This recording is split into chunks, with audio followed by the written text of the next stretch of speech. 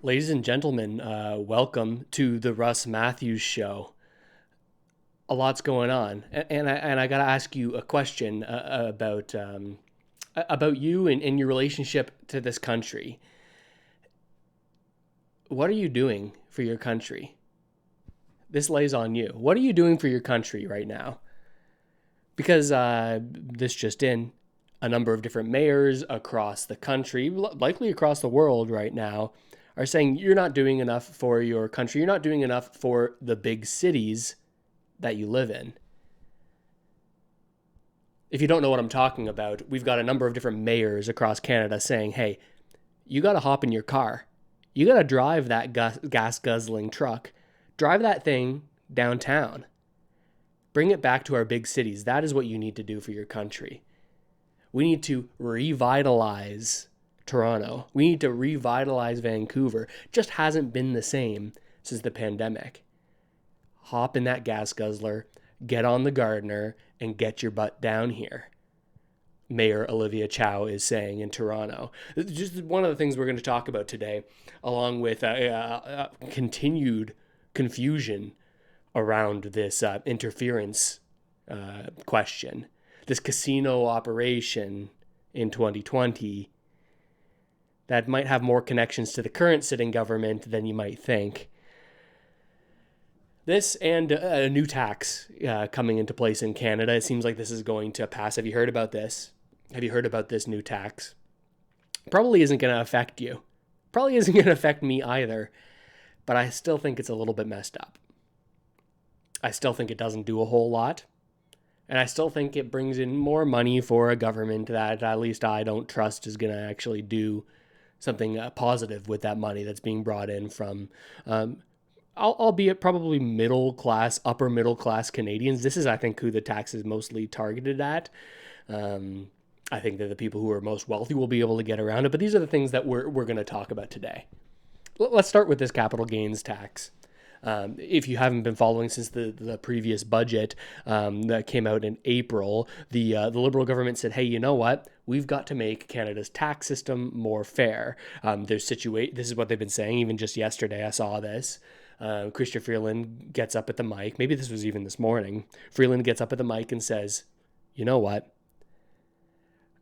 There are situations where wealthy Canadians are paying a lower marginal tax rate than Canadians that aren't wealthy.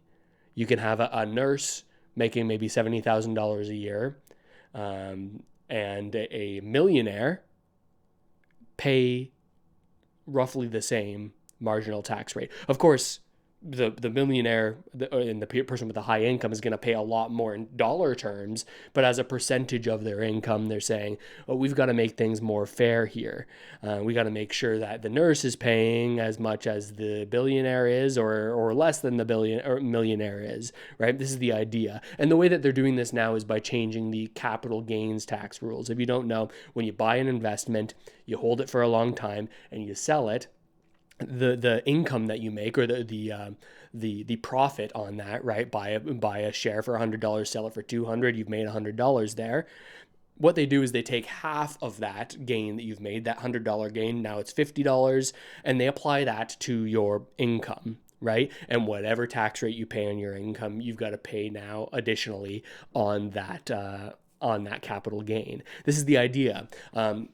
Now, what they're doing is changing it for a number of Canadians. If you make, I think it's above $250,000 in capital gains in a single year, then instead of having that 50% of that gain being applied to your income taxes that year, now I think 66% of that gain will be applied for any amount over that $250,000.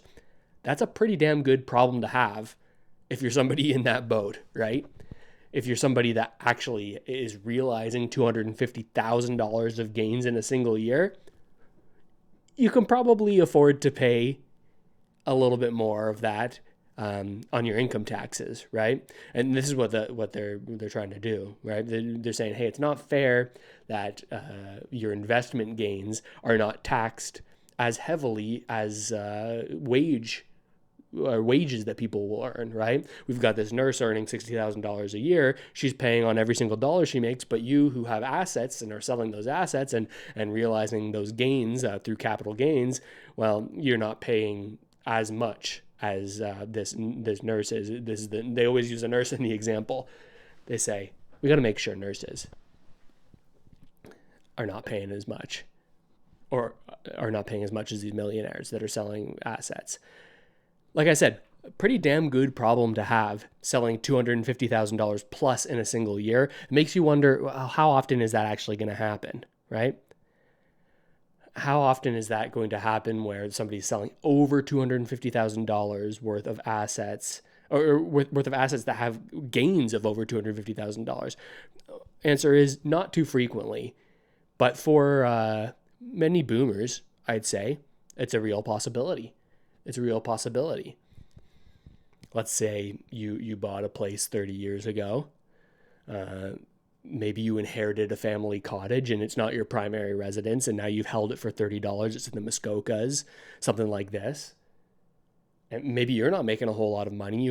Maybe you don't even have a primary residence. You're renting at home, but you've inherited this cottage. You're not living there, and you don't claim that you're living there. And maybe that's gone up in value $400,000 because your parents or your grandparents owned it. It's been on the same lake for 80 years, right? I think those Canadians are the ones that are going to be most hard hit. Those are the Canadians that are going to be most hard hit, along with people dealing with estates. Because if you don't already know, when these assets transfer hands, if say you have somebody that passes away, and it transfers hands into yours now, well, your kids are stuck paying the capital gains on that, right? Unless you've accounted for that. So maybe your kids are dealing with the cost of living crisis and are barely making ends meet, or maybe just barely able to save up to put down a down payment on a home. Well, now them inheriting the cottage means that they're no longer going to have access to that cottage because they have to pay such a large capital gain, right? They got to pay so much in income taxes that have been sort of bumped up by this capital gains tax. So when they say that this doesn't apply to average Canadians, of course, yes, most Canadians who don't have assets like these, it's not going to apply to you. And you're in a good situation. Like, I'm not trying to say anything other than if you're realizing $250,000 in capital gains, you're in a pretty good situation. You can probably afford to pay those capital gains. You're not going to be happy about it, but you can probably afford to do so, right?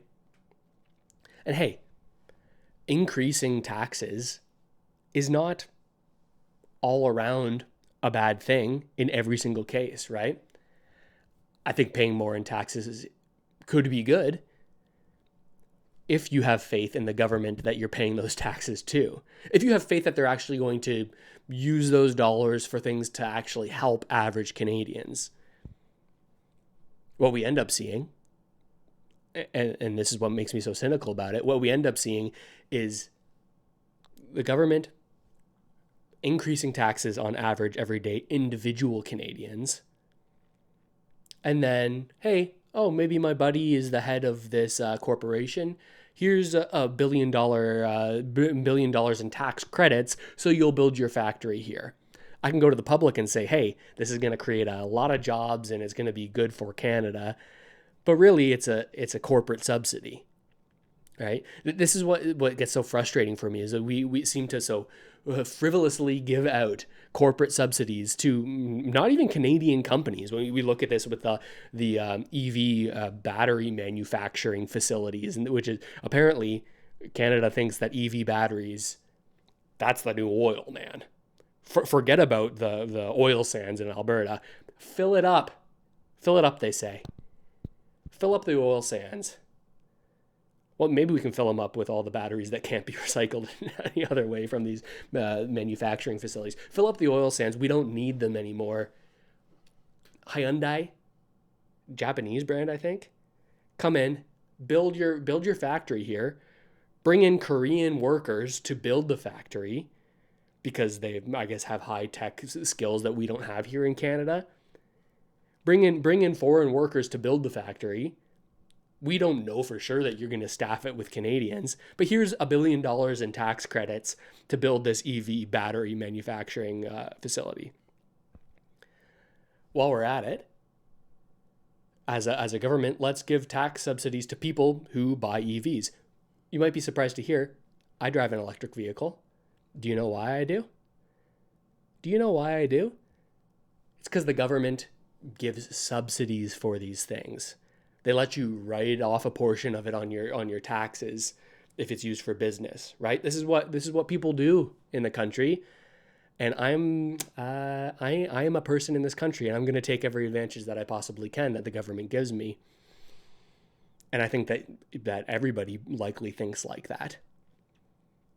But they say, here, we're going to now create all of these electric vehicles. We're going to pay these multinational corporations to come in here and build these factories. We're going to give them $1 billion. But also, we don't have enough money. Give us more tax money, you individual Canadians. It doesn't make a lot of sense to me when you see these subsidies coming out. And another thing about collecting more from individual Canadians. Again, I'm not against paying taxes. I think it's a good thing. I like municipal taxes, super good.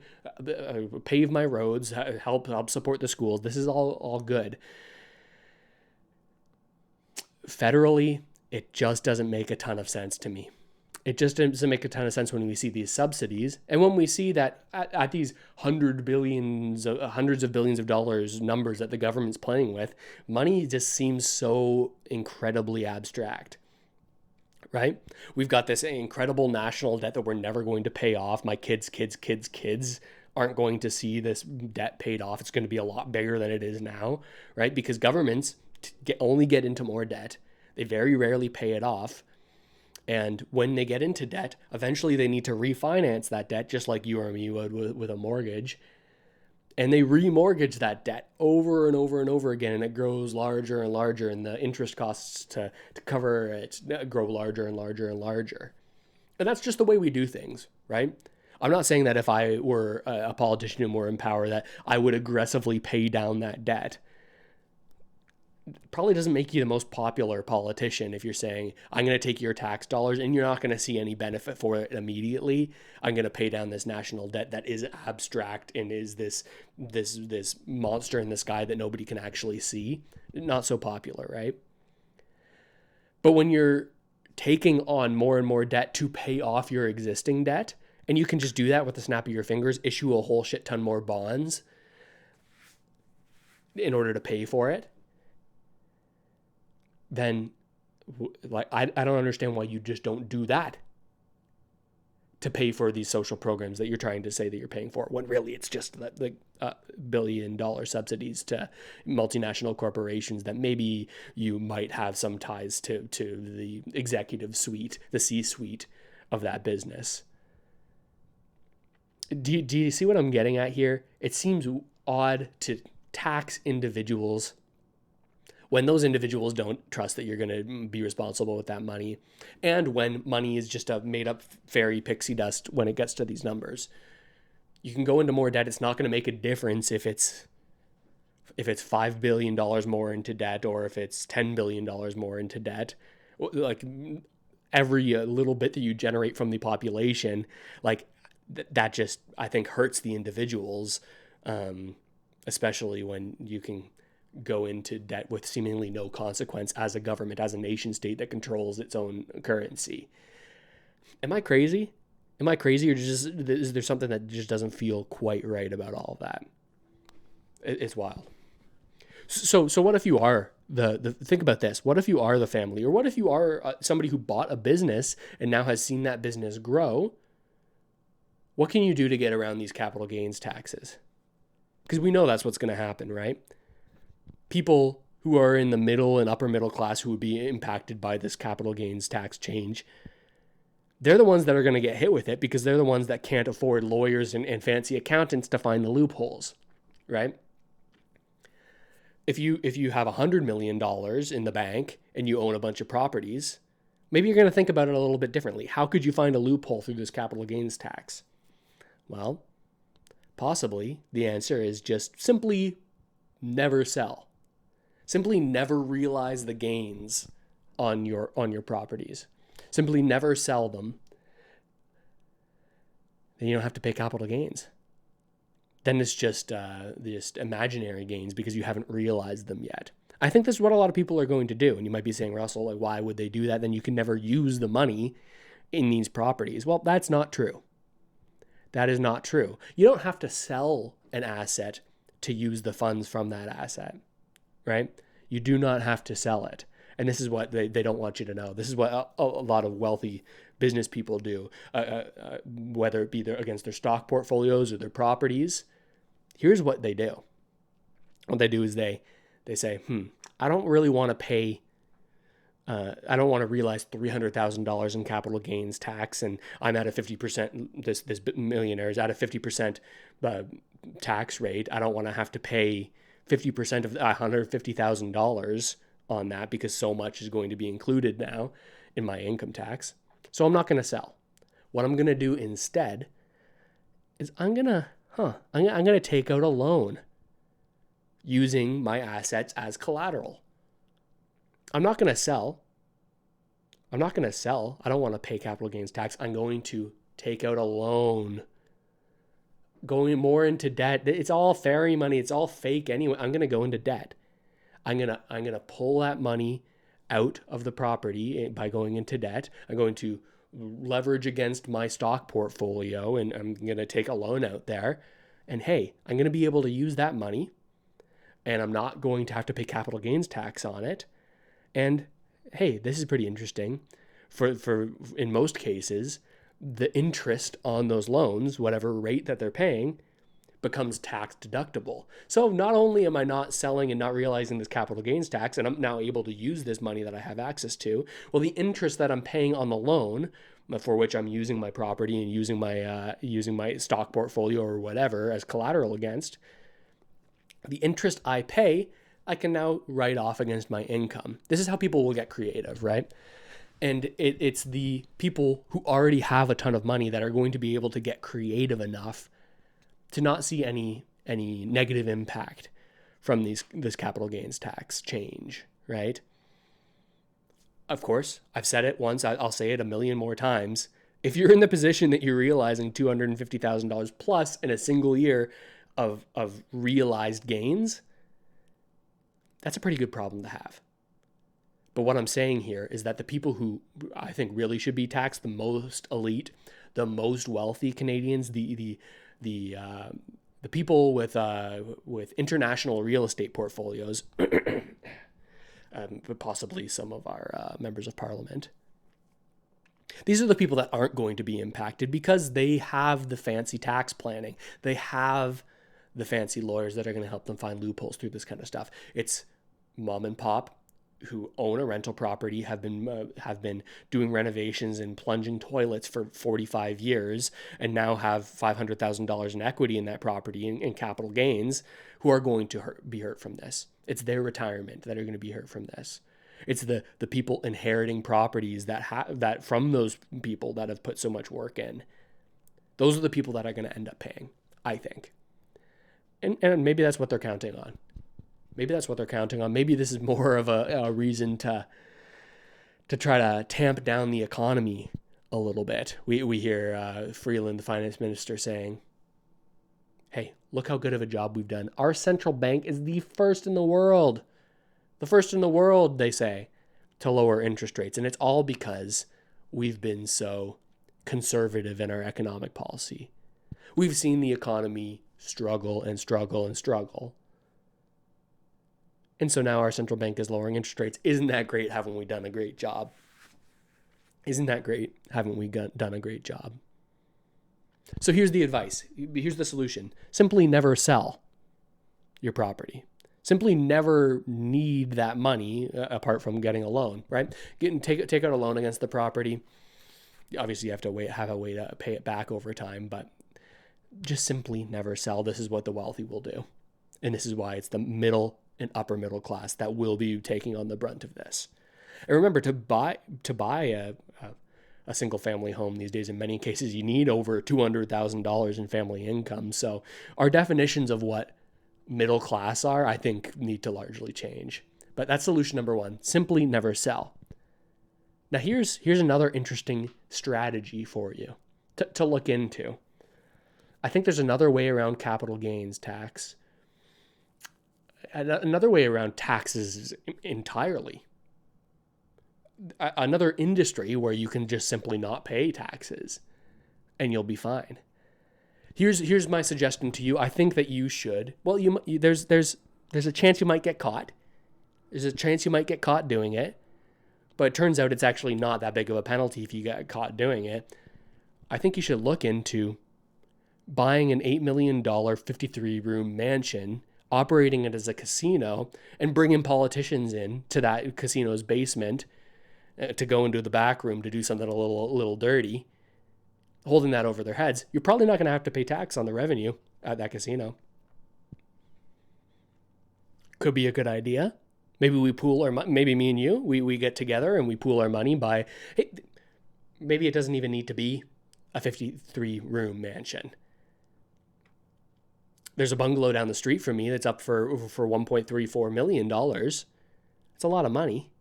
But do we really need these fancy facilities to operate our illegal casinos? I think we can avoid taxes by doing it, and maybe we can make a little money. And I think the best way to make money in this country probably is to blackmail politicians and business leaders. This is what I'm learning these days. This is what I'm learning. And you can learn it too for the low price of $4.99 because I am announcing the course that I'm about to sell on this YouTube channel. $4.99 is all it's going to take you to hear the illegal tricks of the trade, how to move your way up in the Canadian business. Don't like a story that's being told about you in the media? Maybe you should coerce some media executives to take that down. Maybe sponsor their travel. Maybe pay for some fancy meals. Quid pro quo. I get some power. You get some power. Are just samples from my new course, $4.99. Learn how to illegally, but kind of legally, as everyone's doing it, move your way up in Canada. This is what you got to do, folks. Are you committed to wealth? Are you committed to the Canadian dream? Well then, let's pool our money and buy this $1.3 million rundown bungalow down the street. And we'll just operate a casino in it. If you get caught, this is the actual charges that we're faced with for that 53 room, like $10 million casino operation property. They had to forfeit the property and pay $1 million as a penalty. But when the penalty isn't as great as the potential money and potential power that you got from operating it, then is that really penalty? It's like that saying. It's like parking tickets and parking rules are only for poor people. Have you heard this? Think about it. If a penalty isn't really a substantial penalty to you, it's not actually a penalty, and those rules don't apply to you. If you're rich enough, park in the middle of the street. What's a $100 parking ticket, $150 parking ticket? The rich and the elite play by rules that you and I don't play by, and this is what I'm getting at here. But that's how you get around the capital gains tax. Never sell. I think that's one that actually people will do. And two, we're buying a casino, boys and girls. We're buying a casino together. Join me. Obviously, much of this is a joke. I can just see someday I'm sitting in a courtroom and say, well, he said he was going to buy a casino. He said he was going to operate an illegal casino. This guy is a bad guy.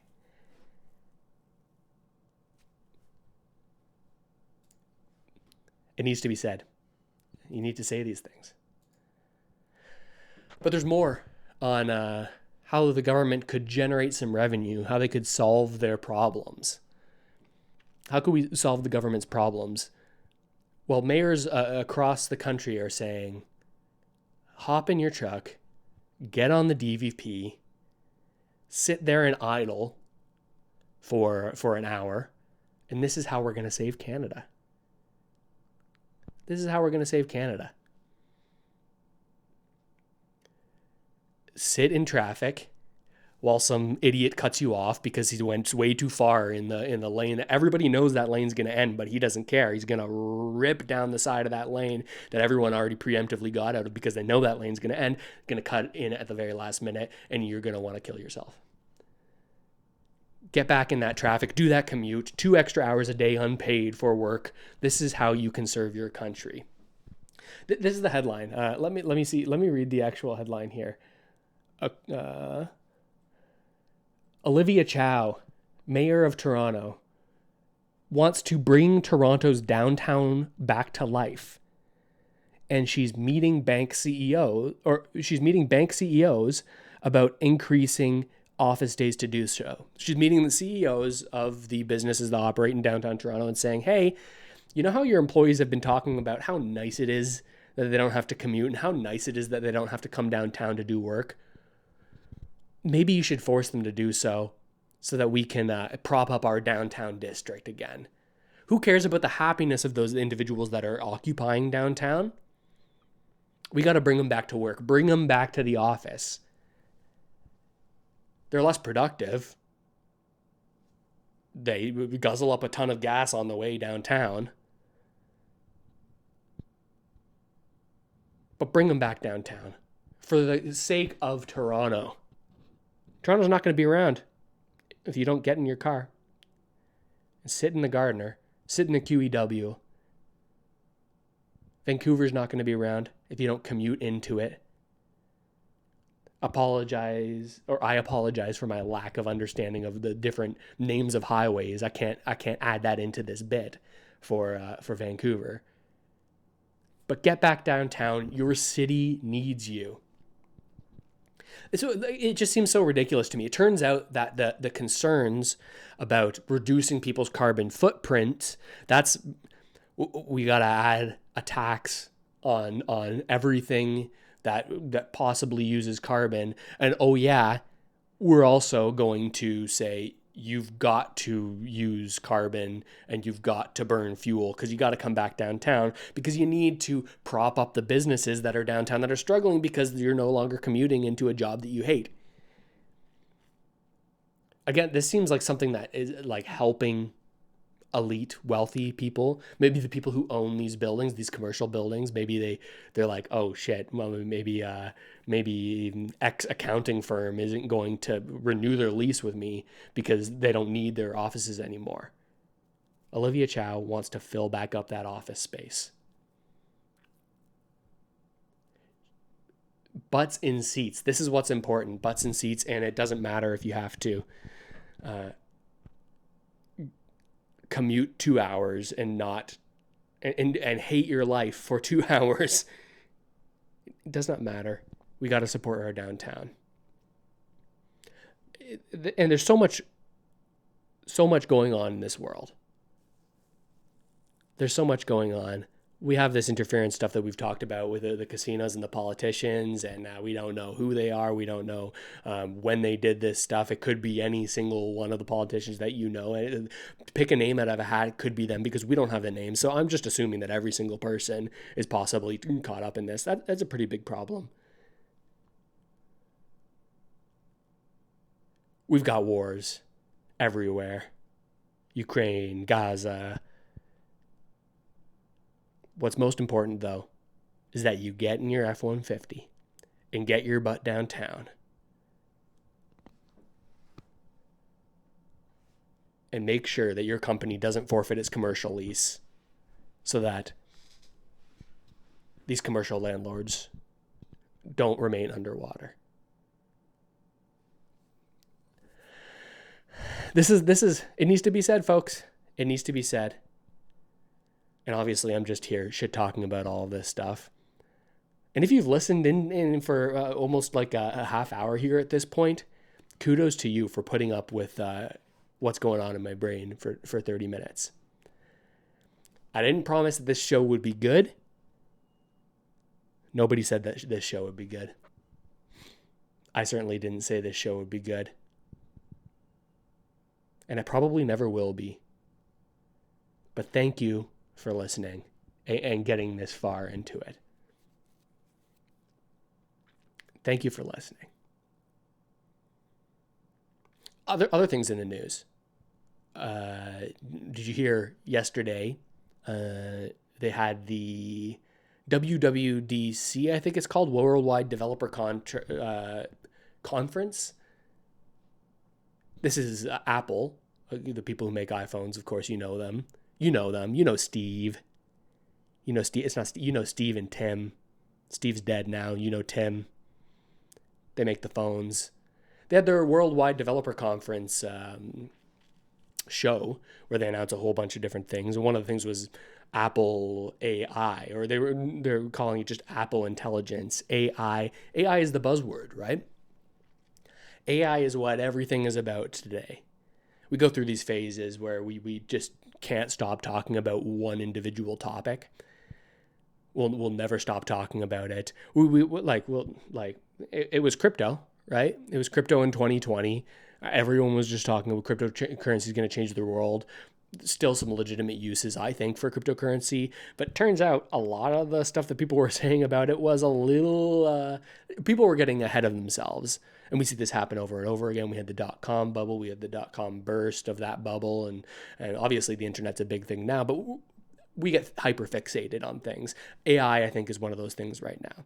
I use ChatGPT for things like, I don't know if you know this, but I do a lot of coding in my free time, and I do a bunch of different contract work doing writing software. I'll use ChatGPT all the time with that. It's way better than going on Google and sort of searching through forums to try to find answers to questions or different ways to do things. A great tool. But it's in everything. And I'm getting sick of hearing it about AI all the time, how it's going to take everybody's jobs, how it's going to enslave humanity, right? This is all you hear. This is all you hear on the news. There's this one guy, Eliezer something. I guess he worked with Sam Altman at OpenAI, did something like that. He was really focused on AI safety.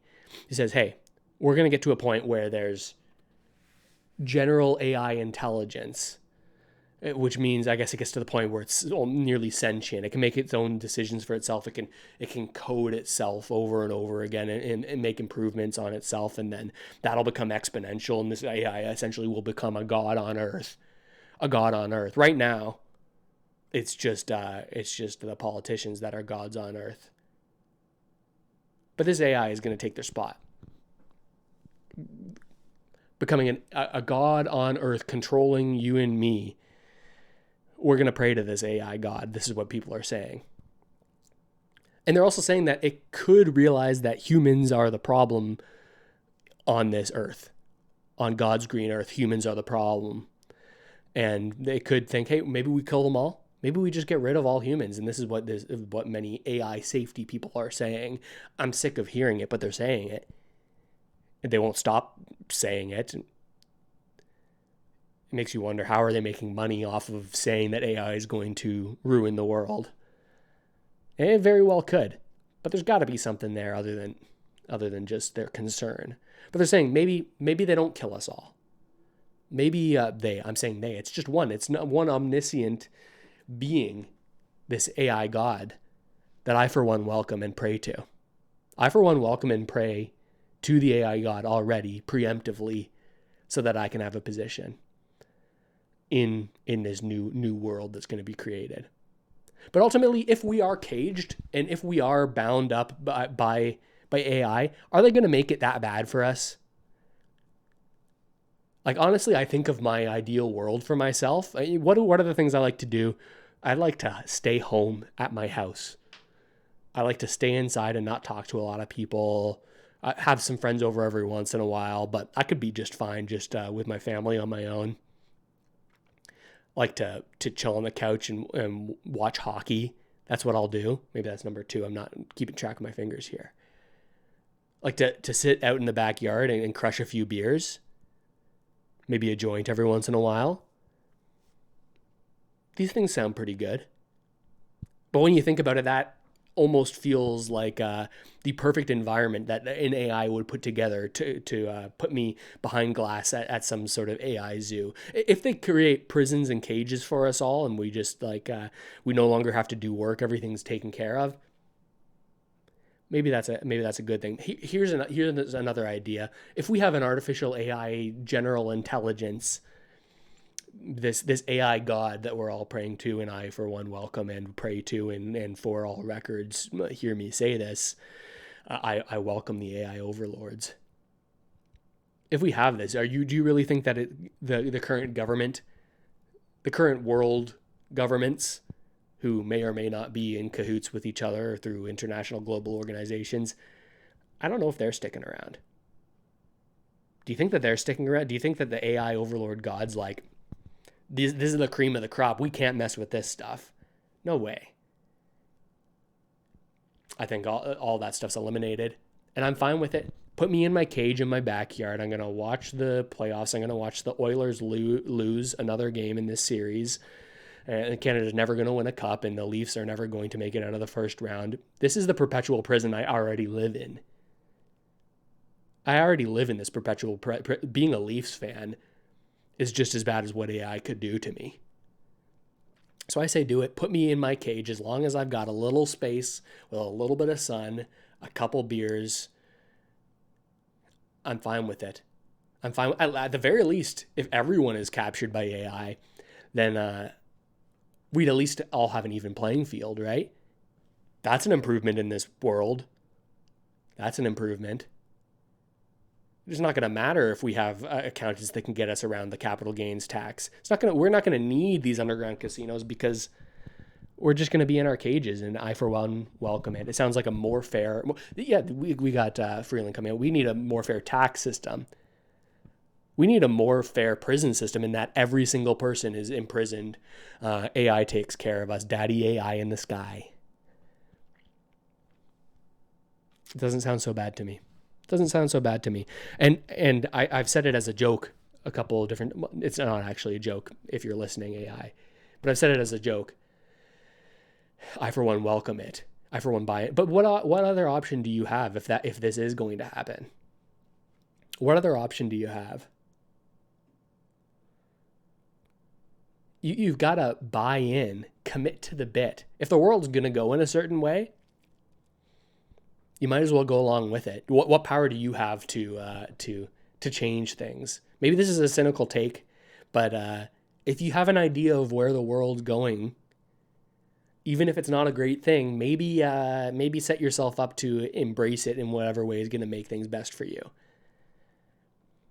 If you're watching this and thinking, "Oh, Russell, this is a good guy. He's maybe like trying to uncover some government stuff that's kind of messed up," don't think for a second that I wouldn't maybe compromise some of what I'm doing if it means I'm setting myself and my family up for a better future, right? I'm very individualistic in this way. I think what's important to me is taking care of my family and making sure that they have a good life and whatever happens. So just like as I'm welcoming our AI overlords, like thinking about all of this interference stuff is like, what are we to do?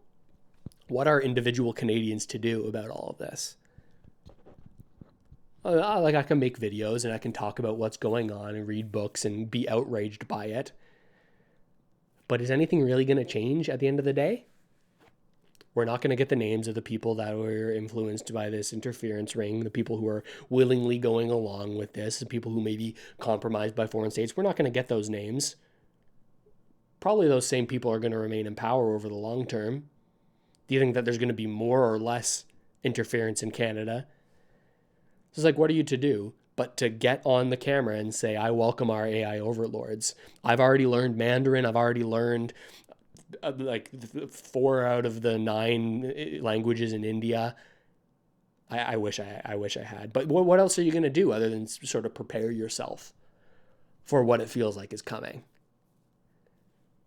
Maybe I sound like a whack job, but probably the best thing to do is to take Mandarin classes and just embrace it, right? Just embrace the change that's going to come. Maybe this is not something you want to hear. Maybe you're not going to like it.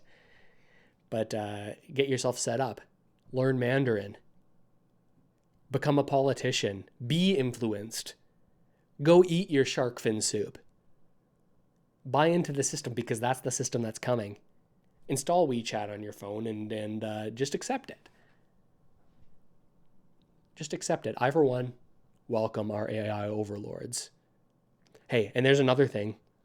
Like, nobody's going to be going downtown when we're all in our little individual AI prisons, right? We're all going to have Apple Vision Pros on our heads with Apple Intelligence, and we're going to feel like we're like they don't even really need a lot of land to do this, right?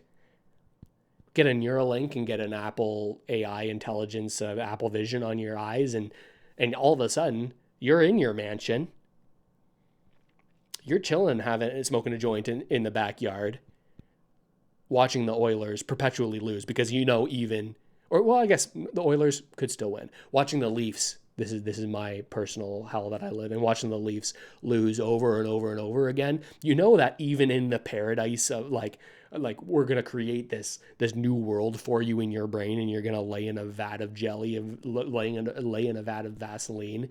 You know, even in that world, the Leafs are gonna keep on losing in your brain, right?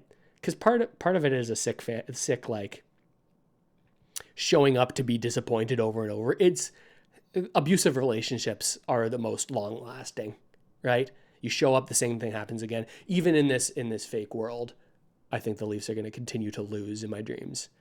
But they don't need a lot of land to do this stuff, right? Put me in my vat of jelly. Put my my Neuralink on, and I'm good. And I'm good. If I'm feeling happy, maybe that's the move.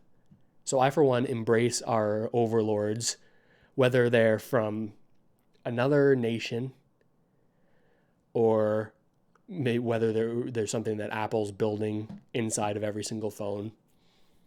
You got to welcome it. You got to welcome this stuff. This capital gains tax isn't going to matter when you're in your VAT. This is what people don't understand. You read the National Post, you need the Financial Post.